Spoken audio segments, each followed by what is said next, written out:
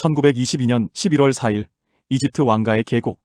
뜨거운 사막의 모래바람이 휘몰아치는 가운데 영국인 고고학자 하워드 카터는 한 계단을 발견합니다.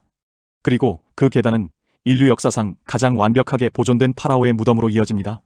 바로 소년왕 투탕카멘의 무덤이었죠. 18살에 갑작스럽게 죽음을 맞이했으니까요. 사인은 여전히 미스터리로 남아 있습니다. 어떤 학자들은 사고사를, 다른 이들은 암살을 주장합니다. 그러나 그가 죽은 후 일어난 일은 더욱 기묘합니다. 하지만 이 발견의 기쁨은 곧 공포로 변하게 됩니다. 무덤을 연 자들이 하나둘 의문이 죽음을 맞이하기 시작했으니까요. 과연 이것은 우연의 일치일까요? 아니면 정말로 파라오의 저주가 존재하는 걸까요? 투탕카멘은 기원전 1332년경 불과 9살의 나이로 이집트의 파라오가 됩니다. 그의 통치는 짧았습니다. 그의 무덤은 서둘러 만들어졌고 그의 이름은 역사에서 거의 지워졌습니다. 마치 누군가 그를 영원히 잊혀지게 만들려는 것처럼 말이죠. 고대 이집트인들은 이름이 잊혀지면 영혼도 사라진다고 믿었습니다. 투탕카멘은 2번 죽임을 당한 셈입니다. 그리고 3300년 동안 그는 어둠 속에서 잠들어 있었습니다. 복수를 꿈꾸며. 하워드 카터는 평생을 이집트 고고학에 바친 집요한 남자였습니다. 그의 후원자는 영국의 부유한 귀족 카나본 경이었죠. 두 사람은 왕가의 계곡에서 몇 년째 발굴을 계속했지만 성과는 없었습니다. 카나본 경은 지쳐갔고 1922년이 마지막 시즌이 될 예정이었습니다. 그런데 운명의 11월 4일 카터의 인부가 계단 하나를 발견합니다. 카터는 흥분을 억누르며 계단을 따라 내려갔고 봉인된 문을 발견합니다. 문에는 투탕카멘의 인장이 찍혀 있었습니다. 11월 26일 카나본 경이 도착했고 카터는 문의 작은 구멍을 뚫어 안을 들여다봅니다. 촛불을 들이댄 카터의 눈에는 믿을 수 없는 광경이 펼쳐졌습니다. 뭐가 보입니까? 카나본 경이 초조하게 묻습니다. 놀라운 것들이 보입니다. 카터는 떨리는 목소리로 대답했습니다. 황금 침대, 전차, 조각상, 보석들. 3300년 동안 아무도 손대지 않은 보물들이 그들을 맞이했습니다. 하지만 그 찬란한 황금 속에는 그들이 알지 못하는 무언가가 숨어 있었습니다. 발굴 작업이 진행되는 동안 기묘한 일들이 일어나기 시작했습니다. 무덤을 처음 열던 날 카터가 키우던 카나리아 새가 코브라에게 물려 죽었습니다. 이집트인 조수들은 두려움에 떨었습니다. 코브라는 파라오를 상징하는 신성한 존재였으니까요. 파라오가 복수를 시작했다는 속삭임이 퍼졌습니다. 하지만 진짜 공포는 그 다음에 찾아왔습니다. 1923년 4월 5일 투탕카멘의 무덤을 연 지 불과 4개월 후 카나본 경이 카이로의 호텔에서 갑자기 사망합니다. 공식 사인은 모기에 물린 상처가 감염되어 혈액 중독이 일어난 것이었습니다. 하지만 그가 죽는 순간 카이로 전역에 정전이 일어났습니다. 그리고 같은 시각 2000km 떨어진 런던에서 카나본 경의 애견이 갑자기 울부짖다가 죽었다고 합니다. 우연일까요? 사람들은 그렇게 생각하지 않았습니다. 카나본 경의 죽음은 시작에 불과했습니다. 카나본 경의 동생 오브리 허버트는 무덤 개봉 현장에 있었습니다. 그는 1923년 9월 의문의 혈액 중독으로 사망합니다. 무덤을 처음 방문한 미국인 철도 부호 조지 제이 굴드는 카이로에서 열병에 걸려 그 해에 사망합니다. 발굴 현장을 방문한 남아프리카의 광산 재벌 울프 조엘은 카이로에서 의문의 열병으로 급사합니다. 카나본 경의 비서였던 리처드 베텔은 1929년 침대에서 죽은 채 발견됩니다. 심장마비였다고 하지만 그는 건강한 젊은이였습니다. 베텔의 아버지인 베텔 경은 아들의 죽음을 듣고 7층 건물에서 투신 자살합니다.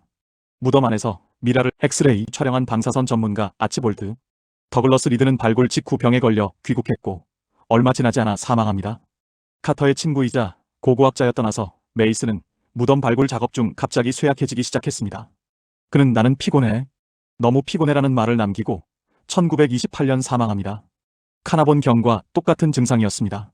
신문들은 열광했습니다. 파라오의 저주는 완벽한 헤드라인이었으니까요. 무덤을 연 자들은 죽는다. 투탕카멘의 복수가 시작됐다. 고대 이집트의 마법이 현대인을 죽인다. 언론은 무덤 입구에서 저주의 비문이 발견되었다고 보도했습니다. 파라오의 잠을 방해하는 자에게 죽음의 날개가 찾아오리라. 하지만 카터는 그런 비문은 존재하지 않는다고 부인했습니다. 그럼에도 사람들은 믿고 싶어 했습니다. 저주 이야기는 걷잡을 수 없이 퍼져나갔습니다. 할리우드는 이를 소재로 영화를 만들었고 소설가들은 저주를 주제로 스릴러를 썼습니다. 투탕카멘은 죽어서야 비로소 유명해졌습니다. 그가 원했던 것일까요? 회의론자들은 합리적인 설명을 내놓기 시작했습니다. 첫째, 통계의 마술입니다. 무덤 발굴에는 수십 명의 사람들이 관여했습니다. 그중 일부가 몇 년에 걸쳐 사망하는 것은 지극히 자연스러운 일입니다. 실제로 무덤을 직접 열고 작업한 핵심 인물들 중 다수는 천수를 누렸습니다. 하워드 카터 본인은 1939년 64세의 나이로 자연사했습니다. 투탕카멘의 미라를 직접 꺼낸 장본인이 17년이나 더 살았던 것입니다. 카터의 오른팔이었 떠나서 캘린더는 1936년까지 살았습니다. 이집트 고고학 당국의 책임자 렉스 앵글바흐는 1946년까지 살아 있었습니다. 사진사 해리 버튼은 1940년까지 건강하게 살았습니다. 둘째, 고대 무덤의 생물학적 위험입니다. 1980년대와 1990년대의 연구들은 밀폐된 고대 무덤에는 치명적인 곰팡이와 박테리아가 존재할 수 있다고 밝혔습니다. 특히 아스페르길로스 플라부스라는 곰팡이는 심각한 호흡기 질환을 일으킬 수 있습니다. 면역력이 약한 사람이 이런 환경에 노출되면 치명적일 수 있습니다. 카나본경은 1901년 자동차 사고로 폐가 손상된 적이 있었습니다. 그의 면역 체계는 이미 약해져 있었죠. 무덤 안의 곰팡이 포자가 그에게는 치명적이었을 수 있습니다. 셋째, 방사능입니다. 어떤 학자들은 고대 이집트인들이 무덤을 보호하기 위해 천연 방사성 물질을 사용했을 가능성을 제기했습니다. 하지만 이는 증명되지 않았습니다. 그렇다면 저주는 완전히 허구일까요? 어쩌면 진실은 그 중간 어딘가에 있을지도 모릅니다.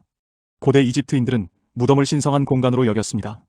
그들은 정교한 함정과 거짓 통로를 만들어 도굴꾼을 막으려 했습니다.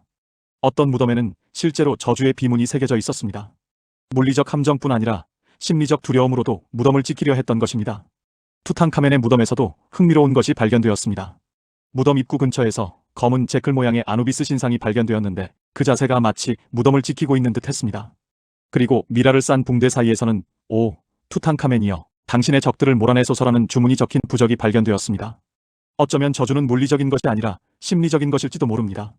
금단의 무덤을 열었다는 죄책감, 신성한 것을 모독했다는 두려움이 사람들의 무의식을 잠식했을 수 있습니다.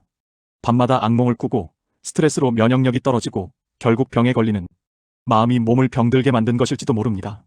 2005년 과학자들은 CT 스캔을 통해 투탕카멘의 미라를 분석했습니다. 그리고 놀라운 사실을 발견했습니다.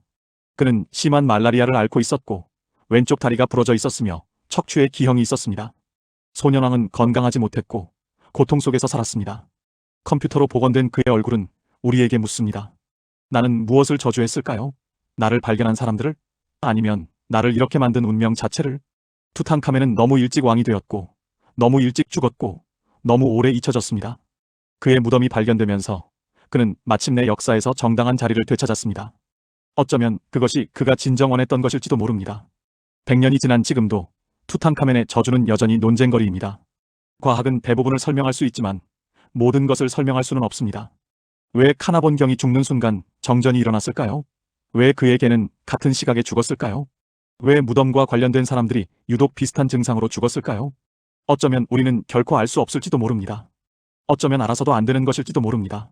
투탕카멘의 황금 마스크는 지금 카이로 박물관에 전시되어 있습니다. 수백만 명의 관광객들이 그 찬란한 얼굴을 보기 위해 찾아옵니다. 마스크는 여전히 아름답고 신비롭고 조금은 무섭습니다.